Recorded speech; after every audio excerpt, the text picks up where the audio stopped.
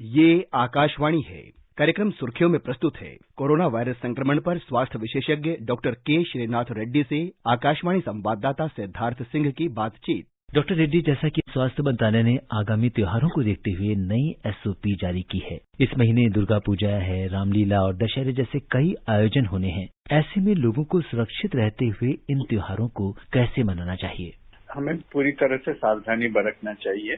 अभी वायरस हमारे साथ ही है, हालांकि कुछ सुधार हुआ है, फिर भी खतरा पूरी तरह से टला नहीं है। और क्योंकि अब साफ पता चल गया है कि जब लोग एक भीड़ में इकट्ठा होते हैं, वायरस बहुत जल्दी फैलता है। इसी को सुपर स्प्रेडर इवेंट कहते हैं। मतलब अगर कई सारे लोग एकत्रित होते हैं एक बंद कमरे में, तो तब खतरा बहुत ज्यादा बढ़ जाता है और एक व्यक्ति 2 या 3 लोगों के मुकाबले में 20 या 30 लोगों को भी संक्रमण पहुंचा सकता है। इसीलिए हमें ये बिल्कुल सावधानी बरतनी चाहिए कि ज्यादा भीड़ में इकट्ठा न हो, क्योंकि त्योहार के समय ये अक्सर हो जाता है कि लोग एक साथ मिलकर मनाना चाहते हैं और कभी कभी जुलूस निकालना चाहते हैं। तो ये सावधानी अभी और आवश्यक है। कम से कम कुछ महीनों तक अगर हम इस प्रकार का सावधानी बरतें तो फिर ये वायरस का खतरा टल सकता है। एक तो भीड़ न बनाने चाहिए और दूसरा बाहर जाने के वक्त हमें जरूर मास्क पहनना चाहिए। और डॉक्टर रेड्डी, ऐसा भी देखा गया है कि जब हम आपस में मिलते हैं या बातचीत करते हैं तो बहुत से लोग ऐसे हैं कि जब हम मास्क लगाते हैं तो उसके बाद आवाज कुछ धीमी हो जाती है, तो उस समय वो मास्क नीचे करके अपनी बात कहते हैं और फिर मास्क ऊपर कर लेते हैं। तो जैसा कि हम देखते हैं कि उस समय जो संक्रमण की संभावना अगर हम देखें कि कब सबसे ज्यादा होती है, तो वो शायद फेस टू फेस बातचीत करते समय होती है। तो उस समय क्या हमको इसका विशेष ध्यान रखना चाहिए? देखिए, मास्क पहनने से शायद आवाज धीमी हो जाती है, हमारे बात दूसरों को स्पष्ट नहीं सुनाई देता। ये ठीक बात नहीं है, क्योंकि अगर हम कोशिश करें, हम काफी अच्छा मास्क पहन के भी बोल सकते हैं, ऐसी कोई बात नहीं है। मास्क पहन के कई बार हम कार्डियक कैथेटराइजेशन में लेबोरेटरी में काम करते थे, सवेरे से लेकर शाम तक हम दूसरे डॉक्टर से या टेबल पे मरीज से या नर्स से बात करने में कोई हिचक नहीं थी।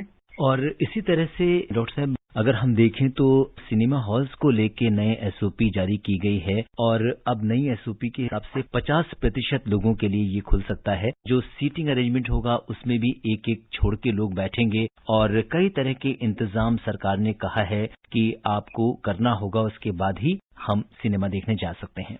वहां पे भी उन्होंने कहा है कि मास्क पहनना जरूरी है और हैंड सैनिटाइजर का इस्तेमाल करना जरूरी है और टिकट भी बारी बारी में खरीदना जरूरी है। वहां पे भी लाइन लगा के एकदम भीड़ नहीं बनाना चाहिए।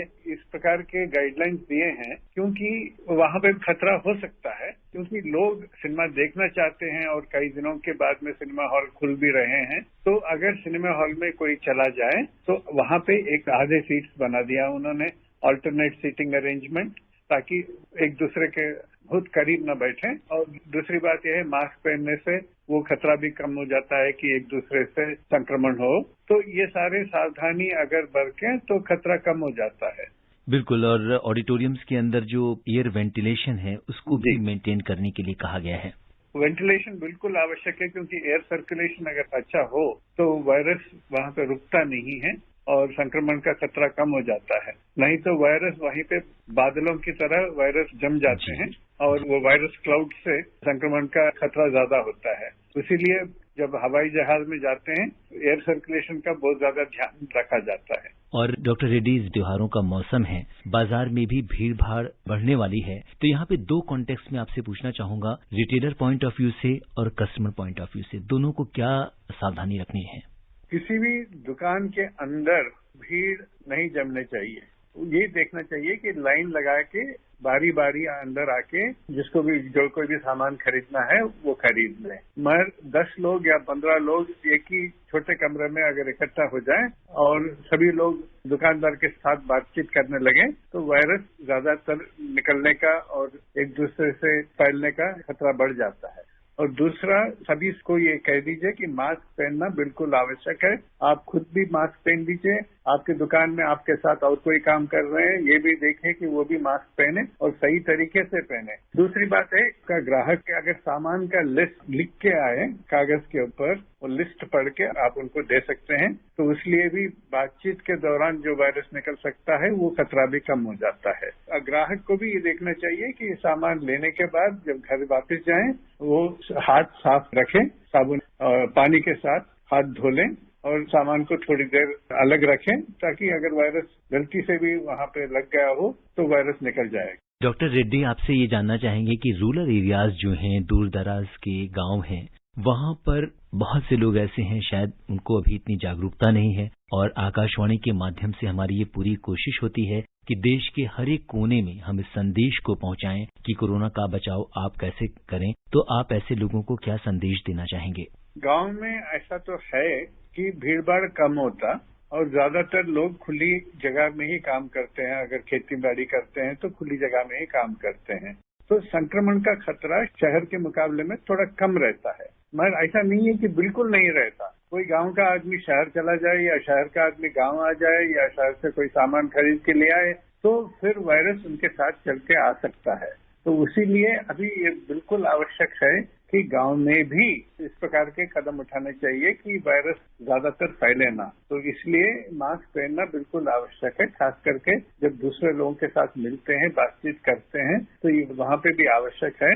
डॉक्टर रेड्डी, इस समय बाजार में बहुत सारे मास्क अवेलेबल हैं, डिफरेंट ब्रांड्स के अवेलेबल हैं और जगह जगह मिल रहे हैं, लेकिन मास्क का चुनाव करते समय, उसे खरीदते समय हम आम लोगों को किस तरह की सावधानी रखनी चाहिए और क्या देखना चाहिए?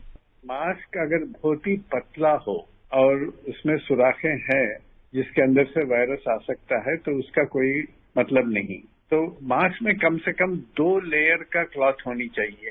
अगर बाहर से सर्जिकल मास्क खरीदेंगे जो ठीक तरीके से बना हुआ है तो फिर आप उसको खरीद सकते हैं, और कपड़े का भी मास्क पहन सकते हैं। अगर उसका 2 लेयर से अगर सिले हुए मास्क हो तो ठीक है, मगर आप एक टेस्ट भी कर सकते हैं अगर आप चाहे तो। मास्क आप पहन के आप टाल्कम पाउडर है तो लगा के फैन चला दीजिए।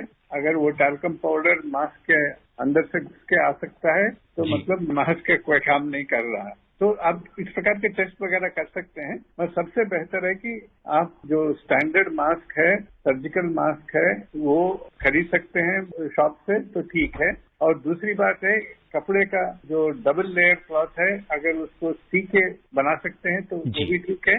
जी डॉक्टर रेड्डी, RT-PCR टेस्ट एक बार कराने के बाद दोबारा उसे कब कराने की जरूरत होती है, और इसका अगर हम सैंपल लेते हैं तो कब हम नाक से ले सकते हैं और कब हम मुंह से ले सकते हैं? एक तो RT-PCR टेस्ट अगर आज नेगेटिव है, इसका कोई गारंटी नहीं है कि कल या परसों वो नेगेटिव होगा, क्योंकि आज आपके शरीर में वायरस नहीं है। कल आप बाजार में घूमते हैं और किसी से मिलते हैं, हो सकता है कि वायरस का आपके शरीर में प्रवेश करें। तो उसीलिए अगर आप टेस्ट करा लें और टेस्ट नेगेटिव निकलता है तो खुश रहिए, पर सावधानी अभी भी बरतनी चाहिए। और ऐसा भी है कि ये जो वायरस है एक अजूबा वायरस है जो बगैर सिम्टम्स के ही, जो हम कहते हैं कि एसिम्टोमेटिक लोगों में और प्री सिम्टोमेटिक लोगों में, मतलब सिम्टम्स प्रकट होने के पहले भी ये वायरस इन्फेक्ट कर सकता है लोगों को। मगर कभी कभी हमारे शरीर में प्रवेश करने के बाद 2 या 3 दिन तक वो अपने सिम्टम्स जो है वो नजर नहीं आते, और उस समय हो सकता है कि वो वायरस वो टेस्ट में पहचान नहीं पाए, तो टेस्ट नेगेटिव निकल सकता है अगर वायरस शरीर के अंदर भी हो। तो अगर बीमारी के वक्त बहुत अर्ली टेस्टिंग करें तो टेस्ट नेगेटिव निकल सकता है, बहुत लेट टेस्टिंग करें तभी भी नेगेटिव निकल सकता है और वायरस आपके शरीर में प्रवेश नहीं कर सकता। तो इसीलिए आप टेस्ट नेगेटिव अगर हो जाए फिर भी आप सावधानी बरतना बिल्कुल आवश्यक है, मास्क पहनना आवश्यक है। डॉक्टर रेड्डी, आपका बहुत बहुत धन्यवाद। धन्यवाद। अभी आप सुन रहे थे कोरोना वायरस संक्रमण पर स्वास्थ्य विशेषज्ञ डॉक्टर के श्रीनाथ रेड्डी से आकाशवाणी संवाददाता सिद्धार्थ सिंह की बातचीत। ये कार्यक्रम आकाशवाणी के समाचार सेवा प्रभाग द्वारा प्रस्तुत किया गया। इसे आप हमारे mobile app news on AIR पर भी सुन सकते हैं। इस कार्यक्रम के संबंध में अपनी प्रतिक्रिया आप हमें ईमेल कर सकते हैं। पता है airnsdtalks@gmail.com। ये कार्यक्रम फिर से सुनने के लिए लॉग ऑन करें हमारी वेबसाइट newsonair.com।